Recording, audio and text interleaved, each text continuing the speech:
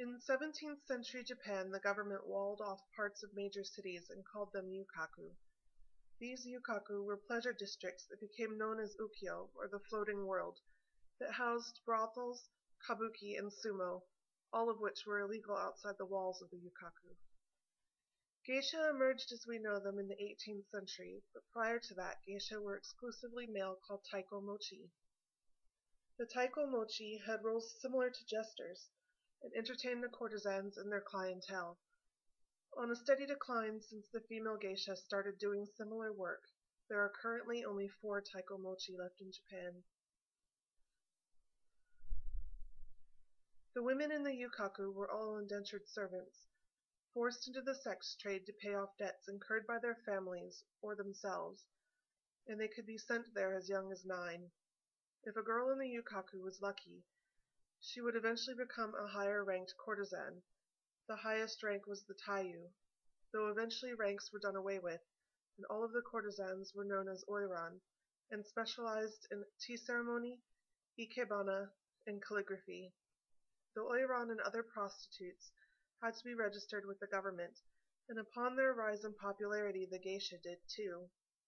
Geisha registry was separate from the oiran, as they were not prostitutes, and were forbidden by law to compete with them for clients.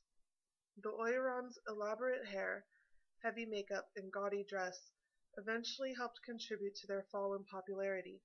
The few taiyu who were still working when prostitution was made illegal were registered as a special type of geisha, and now there are only a handful of women who demonstrate the taiyu's art without the sexual aspect for tourists in the Shimabara district in Kyoto. Upon being liberated from the yukaku, the oiran and geisha began working in hanamachi, or flower streets. Hanamachi existed in Tokyo and Osaka, although only 2 districts in Tokyo are currently in use by a very small population of geisha. The hanamachi are full of okia, ochaya, and kaburenjo, where the geisha take lessons and collect their pay, as well as renew their registration. The center of geisha culture today is Kyoto, where there are currently 5 working hanamachi: Gion Kobu, Gion Higashi, Kamishichiken, Miyagawa-cho, and Ponto-cho. Shimabara used to be a hanamachi, but is now defunct, and used mostly for the tourist trade. In Kyoto, geisha prefer to be called geiko, which literally means arts girl. There are 4 stages of a geiko's career, starting as a shikomi. Shikomi are handmaids who help the geiko and used to do all of the dirty work at the okiya, or geisha houses, but nowadays geiko are so few that new shikomi are often coddled, or at least not treated as badly in the past. The shikomi stage of training lasts a year, and it is when a girl starts her dance and music training, deportment lessons, and learns what expectations are for her. When the shikomi year is up, the girl becomes a minarai. She'll dress more like an apprentice geiko, and attend parties, but does not actively participate in a major way. Minarai are observers, and they're meant to watch and learn. After observing for a month, the minarai becomes a maiko, which means young dancer, the stage most people equate with the geiko. Maiko wear elaborate, brightly colored kimono, long obi, white makeup, and kanzashi.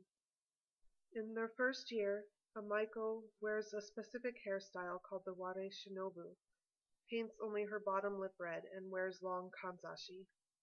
As a maiko proceeds through her career, her makeup will change. She'll wear a wider variety of hairstyles, and even the straps of her sandals will change color, showing that she's maturing through the maiko stage. After 2 to 5 years, the maiko can retire, as some do, or become a geiko, in a ceremony called the erikae, usually around the age of 20, and will continue to live and work at the okiya until all of her debt, training, room and board, food, and clothing are all provided for her, is paid.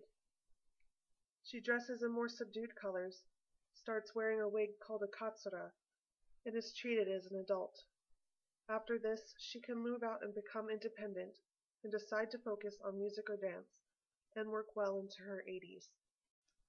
From the very start of their careers, geiko are taking lessons. They usually play the shamisen, taiko, or shakuhachi, or they specialize in dance. When the women are not working or sleeping, they are usually in lessons even well after they become a geiko. This is done to stay at the top of their craft. Because geiko are so exclusive, it's rare to just happen upon them in the street, and hiring a geiko can be very expensive.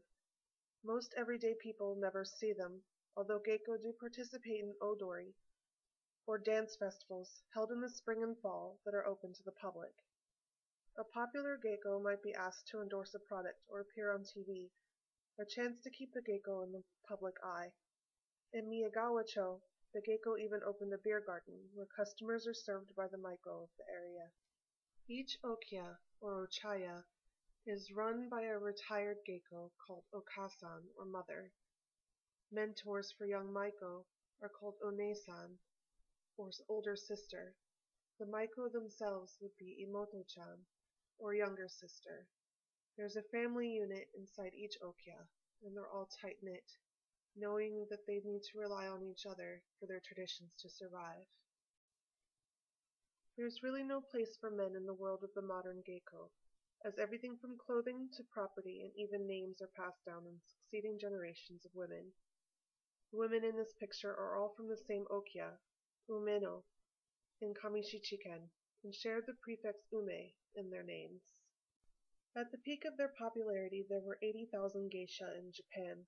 Today that number is estimated to be about 1,000. As with so many aspects of Japanese culture, the ability to adapt and change has kept traditions alive amidst many, many changes. While the geisha population has been level since the 1980s, there is always some fear that it will fade away as its predecessors have done. But in the flower and willow world, the geisha are the willow for a reason. They bend and sway with the times, keeping true to their traditions and counting on the allure of a glamorous life to pique a young girl's interest, if only for a little while.